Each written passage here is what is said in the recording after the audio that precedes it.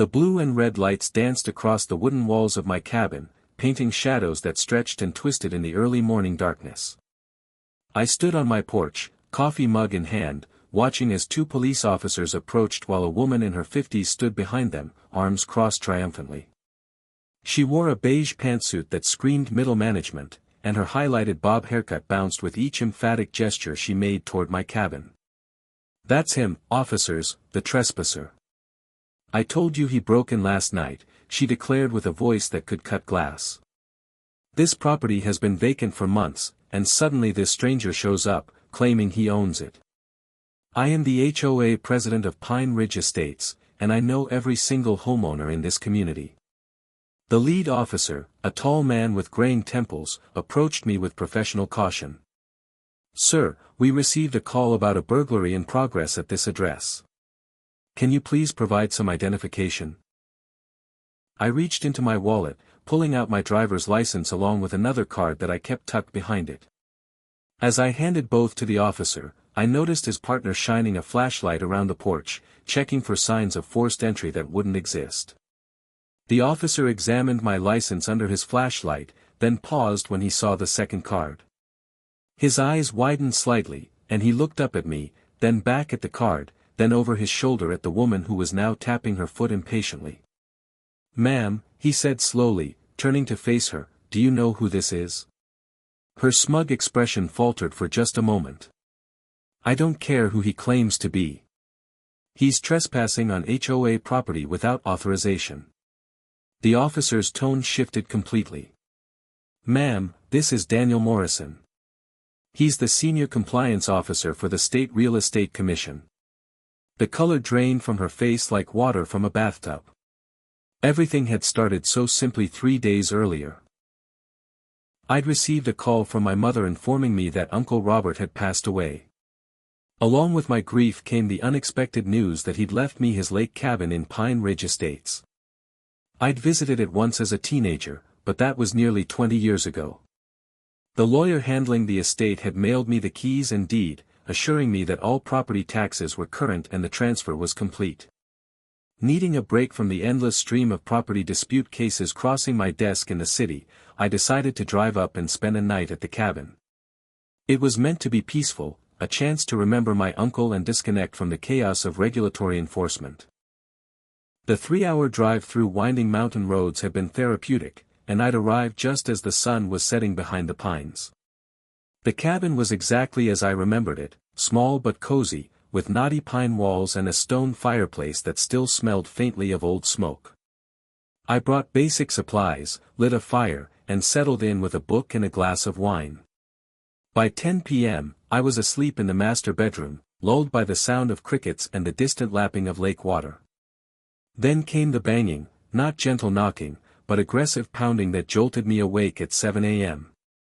I stumbled to the door in yesterday's clothes to find a woman standing on my porch with a clipboard and an expression that suggested she'd been personally offended by my existence. "Excuse me, but who are you, and what are you doing in this property?" she demanded before I could even say good morning. I rubbed my eyes and tried to focus. "I'm Daniel Morrison. This is my cabin. I inherited it from my uncle, and you are?" She huffed with indignation. "I am Linda Garrison, president of the Pine Ridge Estates Homeowners Association, and I can assure you that no one has authorized any new residents in this community. This cabin has been vacant since Robert Morrison passed, and any occupation requires HOA approval, payment of transfer fees, and a thorough background check. I literally own this property," I said with barely concealed exhaustion. "I have the deed and the keys. My uncle left it to me in his will." She waved her clipboard at me like it was a weapon. "That's not how it works here, mister. Pine Ridge Estates has strict covenants and bylaws. You can't just show up and claim residence without going through proper channels. Do you have your HOA application? Have you paid the $500 transfer fee? What about the new resident orientation packet?" I leaned against the doorframe, suddenly very aware that I hadn't had coffee yet. "Listen, Linda, I appreciate your diligence, but I'm not a new resident. I'm the property owner, spending one night at my own cabin. I don't need HOA approval to sleep in my own bed. Her face turned an alarming shade of red. How dare you take that tone with me? I have been president of this HOA for 12 years, and I will not be disrespected by some city person who thinks he can waltz in here and ignore our rules. I'm not ignoring anything, I said calmly. I'm simply exercising my property rights. Now, if you'll excuse me, I need coffee. I started to close the door, but she jammed her foot in the way. This isn't over. You'll be hearing from our HOA attorney, and if I see you here tonight, I'll call the police for trespassing. With that cheerful warning, she stomped off my porch and marched down the gravel driveway. I watched her go, then made a mental note to review Pine Ridge Estates HOA documents. In my line of work, I'd seen plenty of overzealous board members, but Linda Garrison seemed to be in a league of her own. The rest of the day passed peacefully. I spent time cleaning out some of Uncle Robert's belongings, took a kayak out on the lake, and even met some friendly neighbors who expressed their condolences and welcomed me to the community. None of them mentioned needing HOA approval, though several did roll their eyes when I mentioned my morning visitor. "Oh, you met Linda," said Tom from 2 cabins down. "Yeah, she's dedicated. Tried to fine me once for having the wrong shade of brown on my deck stain.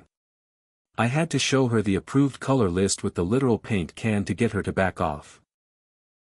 That evening, I grilled some burgers on the deck and watched the sunset paint the lake orange and purple. I was just settling in for another quiet night when I saw the headlights coming up the drive. 2 sets of headlights, actually. The police cars pulled up to my cabin, and I walked out to meet them, still holding my coffee mug from dinner, which brought us to the present moment with Linda Garrison's smug expression melting away as the officers recognized my name and title. The lead officer handed back my identification and turned to face her fully. "Ma'am, can you explain exactly what crime you're reporting here?" he asked with professional restraint. Linda sputtered for a moment, then found her voice. "He's trespassing. This property requires HOA authorization for occupancy, and he doesn't have it. But he owns the property," the officer said slowly, as if explaining to a child. "You can't trespass on your own property. The HOA has rules." She insisted, her voice climbing higher. "He hasn't paid fees or submitted applications or, those are civil matters, ma'am, not criminal ones," the second officer interrupted. "You called 911 and reported a burglary in progress. That's a serious allegation." I decided it was time to speak up. "Officers, I'm happy to show you the deed and estate documents if that would help clear this up. Everything is properly filed with the county, and all taxes are current." "That won't be necessary, Mr. Morrison," the lead officer said. "We know who you are. My captain actually attended your seminar on property law compliance last spring." He turned back to Linda. "Ma'am, are you aware that filing a false police report is a crime?" Linda's mouth opened and closed like a fish gasping for air. "I didn't file a false report. He's not supposed to be here without HOA approval." "But he's not burglarizing anything," the officer said patiently. "He owns the property. HOA disputes are not police matters unless there's actual criminal activity." I watched as the reality of her situation began to sink in. Linda Garrison, in her zealous pursuit of HOA compliance, had just falsely reported a state official to the police, the very same state official who spent his days investigating property law violations and HOA overreach. "Officers," I said calmly, "I appreciate your response time and professionalism. I'd like to file a formal complaint about this incident. I was awakened from sleep in my own property by police responding to a false burglary report. This is the second time today that Ms. Garrison has harassed me about my lawful presence on my own property." The lead officer nodded and pulled out his notebook. "We'll need to take statements from both of you. Mr. Morrison, would you like to press charges for filing a false report?" Linda's face went from red to white so fast I worried she might faint. "You can't be serious. I'm the HOA president. I was protecting our community from its lawful property owners." I asked with a raised eyebrow. The next hour was spent giving statements while Linda grew increasingly frantic.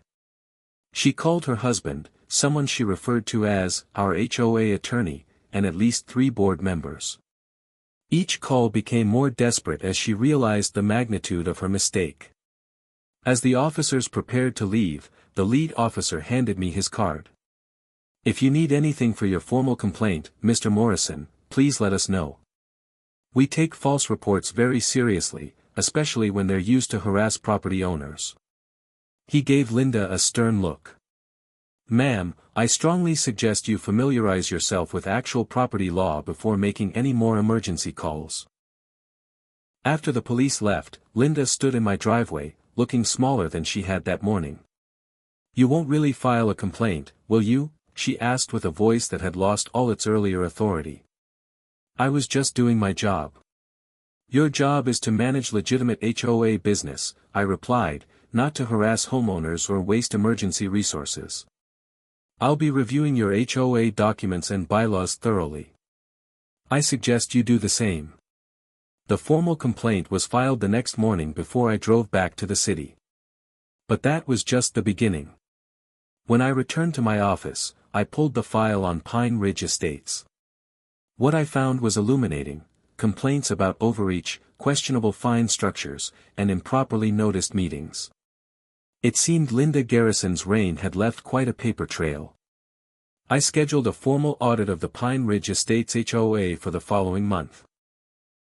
State law required HOAs to maintain certain standards, follow specific procedures, and respect property rights. From what I was seeing, Pine Ridge had some serious compliance issues. The audit revealed exactly what I expected: improper elections, missing financial disclosures, and a pattern of harassment against homeowners who questioned Linda's authority. The State Real Estate Commission issued a formal notice of violation, requiring immediate reforms. But the real blow came 3 weeks later at the emergency HOA meeting. Word had spread about Linda's false police report and the subsequent state investigation. Homeowners who had suffered under her tyrannical rule for years finally had their chance to speak up. The vote to remove her from the board was unanimous, except for one vote, hers. I attended that meeting as both a homeowner and a state official. Watching Linda Garrison stand at the podium, gavel in hand, as the secretary read the vote tally was almost painful. Her 12-year reign of terror over Pine Ridge Estates ended not with a bang but with a whimper.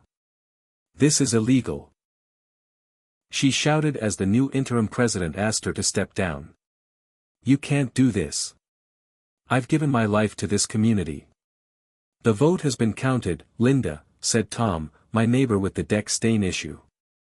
"It's time to step aside." Security had to escort her out as she continued protesting.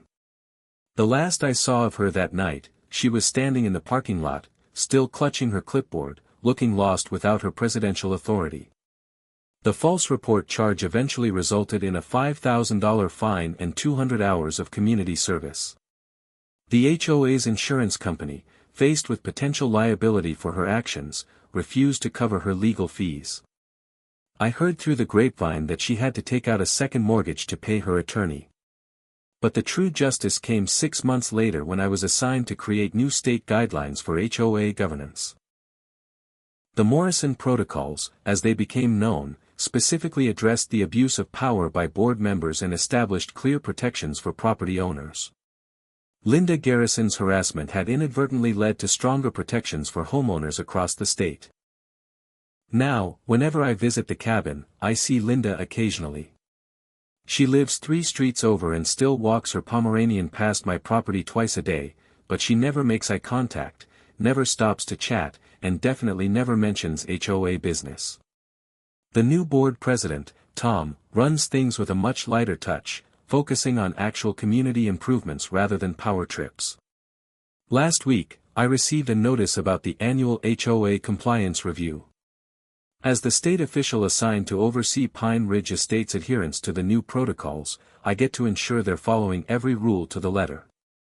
The irony isn't lost on me, or on Linda Garrison, who, I'm told, turns pale whenever my name comes up at meetings. I sleep very well at the cabin these days, knowing that the woman who called 911 on me for sleeping in my own bed now lives in fear of her next HOA compliance review. The $5,000 fine she paid hurt. But watching her face when she realizes I'll be overseeing her former kingdom for the foreseeable future. That's priceless.